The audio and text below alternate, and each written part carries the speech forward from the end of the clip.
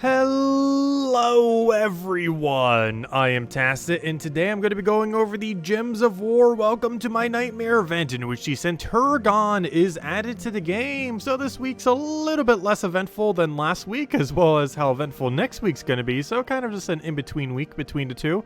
However, we do have one pretty noteworthy thing, and that is the troop itself, oddly enough. So there are two new troops that came in, this one and the one in the event key drop table, the new legend. Keep in mind, you're probably going to get a bunch of this thing as you're trying to get the new legend in the event key drop table, so you are probably not going to need to buy as many of these. However, if you do, they are 200 glory per arcane lava trade stone if you need to stock up on it.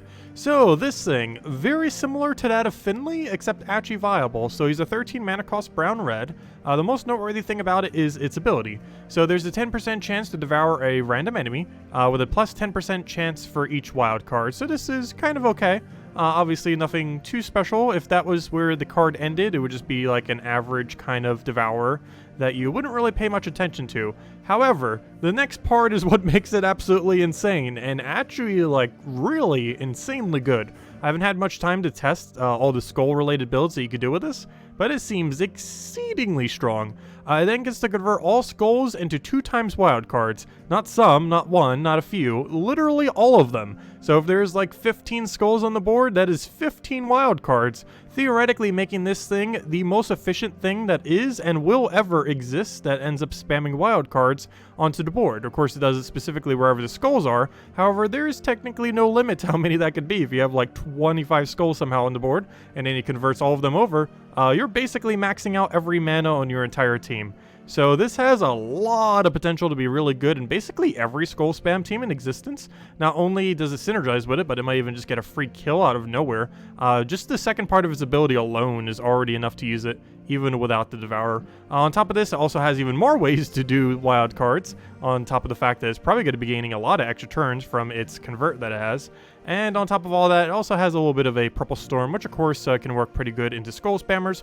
A lot of purple troops are Skull Spammers. You know, a lot of Skull Spammers are underneath the category of purple, particularly Zuul'goth, but many others also fall under the category of purple. It's one of the more popular things for Skull Spam. So of course that has even more synergy going into it. So a lot of potential, and we will have a team for it as well. It is really worth messing around with if you haven't already. It's the strongest thing we've probably gotten all year as far as glory troops, which is quite surprising. I wasn't expecting one this late in the year, though they always kind of do one in December, so I guess this is the December one, even though it hasn't happened yet, or you know, it's not quite December. But anyways, as far as the event key drop table, it is just Divinion fields. Overall, you're probably just doing this for the new troop for the most part. However, as far as everything that is in the drop table, every single thing you see here except for the 4 wild court troops, and I believe that is it. Let me just double check to make sure. I believe that was the only thing. Yeah, just the 4 wild court troops are the only thing not in the drop table then. I'm missing something. No, that looks like all of them. But yeah, just the 4 wild court troops. Everything else you see here is in drop table. If I'm not mistaken, this is the first time Astral Spirit or Astral Mother is in event key drop table. She's pretty underwhelming. I actually ended up getting another copy of her on accident when trying to get the new legend. So of course, the main reason you'd open event keys, and probably the only reason you would bother opening event keys this week, is to try to get the Oris. This is a new legend that was just added today. It's a lot worse than the Epic, oddly enough, which is kind of funny because it's actually harder to obtain. It ends up draining a bunch of mana from all enemies and then inflicts Fairy Fire and Burn to them. So it is a 4 times Burn, 4 times Fairy Fire. It does have that going for it. And it ends up summoning 1 to 3 Nightmares. Nightmares is that one yellow troop that creates a bunch of red. It's a pretty underwhelming summon. I'm not sure why the Blighted Lands hero class has this summon. And similarly, I have no clue why this thing has it. It's a pretty underwhelming troop. This thing has no damage attached to it, so while it is doing quite a few interesting things, a lack of board control and a lack of damage just isn't going to make it viable in most situations. So it's basically just not going to get used. It does have that wild magic, but almost everything this season is pretty much getting that. And then it also ends up eliminating some magic from all enemies when an ally casts a spell. So this can end up stacking to be quite a bit of magic reduction. Obviously, the earlier in the game, the better, as far as how much value this would end up getting. Almost reminds me a bit of an Element Grim in that regard, in that you can kind of like zero out the entire enemy's attack. This kind of does the same thing for magic, and does it specifically when anything on your team ends up casting a spell. So if you kind of have a cast loop, you'd be able to get a bunch of magic down on the enemy. However, if you have a cast loop, you probably already won the battle and don't even need this thing in your team. So kind of a weird combination in that regard. Overall, probably not going to see much usage, especially compared to the new epic that we just ended up getting. And as far as the overall troop within Divinion Fields, it is just really not worth going for. A lot of it's just very, very average troops. The mythics here are pretty underwhelming, but oddly enough, Wordbreaker probably being the better of the two, though it's being a little bit crippled by its super high mana cost. But hey, it has 20% stats this week. Though quite a few things from this kingdom do, because I believe it is Centaur and Divinion Fields, which covers almost everything in this location because of how much overlap there is with that. Anyways, but yeah, overall, event keys pretty much skip, but there's a new legend there, so make sure to at least get that. Also, with that, we do have 20-star Divinion Fields now. This ends up bringing an additional HP as far as how many stats you can get. So if you get to 20-star, you'll be able to get that. Just make sure you have all the other requirements for it. Aside from that, as far as the award event, it is pretty much the standard annoying thing you would expect from a award event. However, as far as taking the battle, they seem to both be weighted about the same. Theoretically, the ones that are actually worth a bit more due to the multiplier would end up being Astral Spirit, Centuragon, and Anarius. So they're basically in 3 sets, where you have between Bahir and Astral Spirit. The better one to go for is Astral Spirit. Between Orion and Centuragon, the better one to go for is the Centuragon. And then between Nereus and Wardbreaker, the better one to go for would end up being Wardbreaker then. So overall, it doesn't really matter which one you take because the amount of points that you're getting is almost identical for both. So pretty much just take whatever and you're probably going to be fine.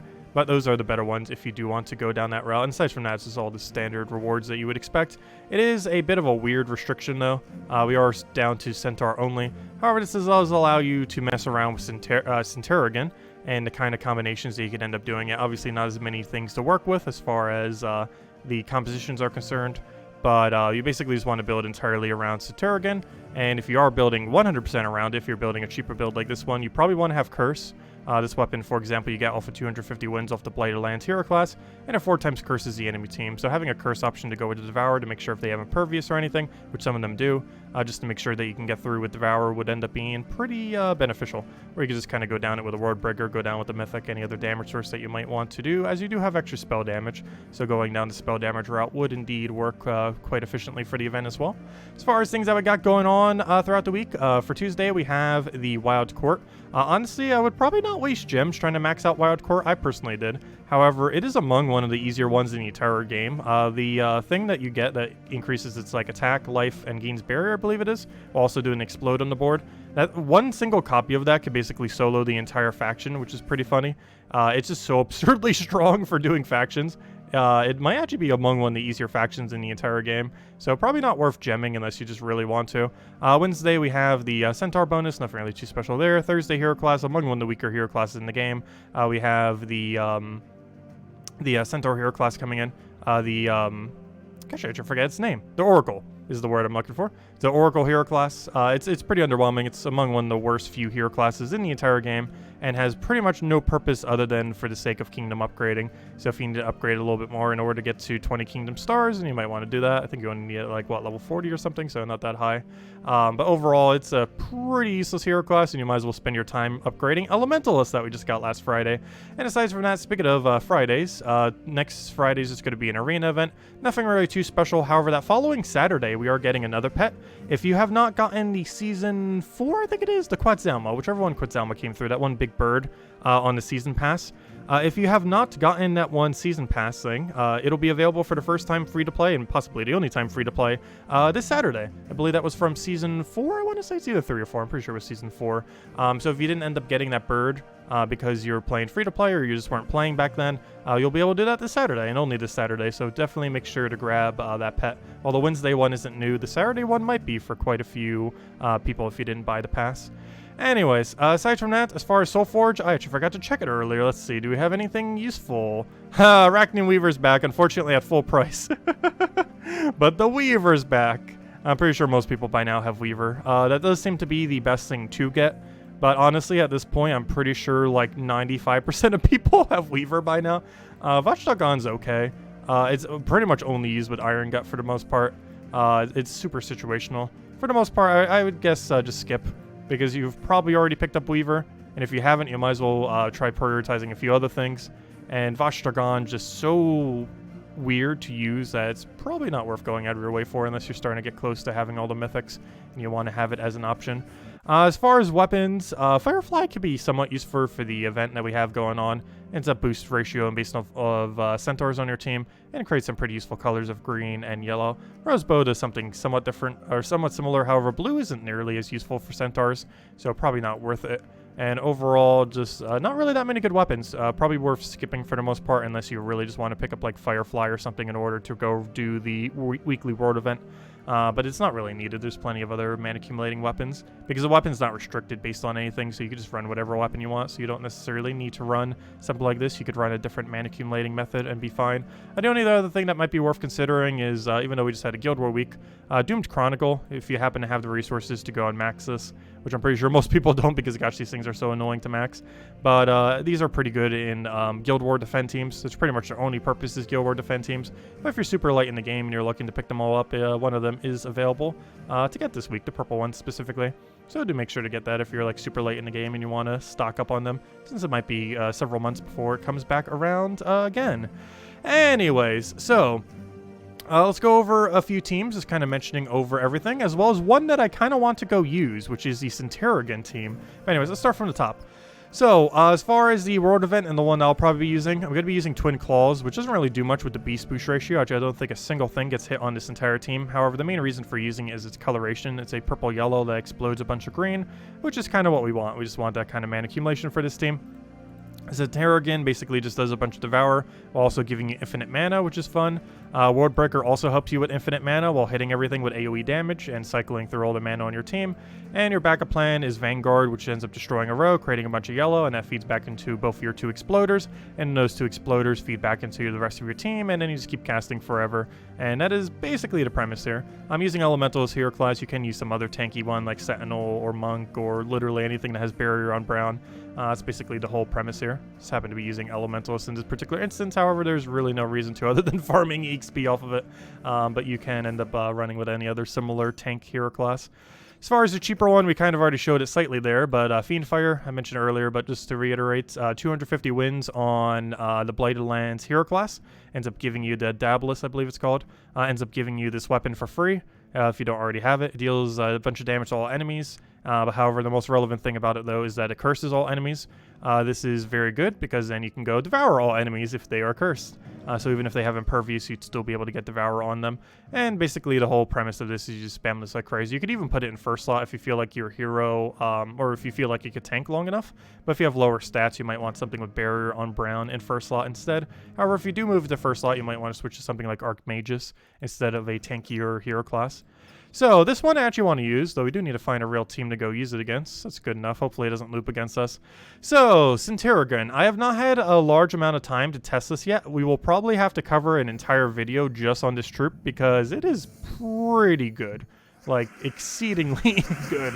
We're going to take this. Like, it reminds me how good Night Spider was when it first came out. Like, that meta-defining. Well, kind of at least for typing anyways. But basically, this thing can just convert whatever it feels like it. You then Zuul'goth, or whatever skull spam you want to feed into. You then do it again. I don't even know if we have alignment. I just assume we do. Then you do it again. And guess what? He does a skull. Oh no, we do it again. And then we do it again. And then we do it again. And then we win. And then we do it again. And that is pretty much the whole premise.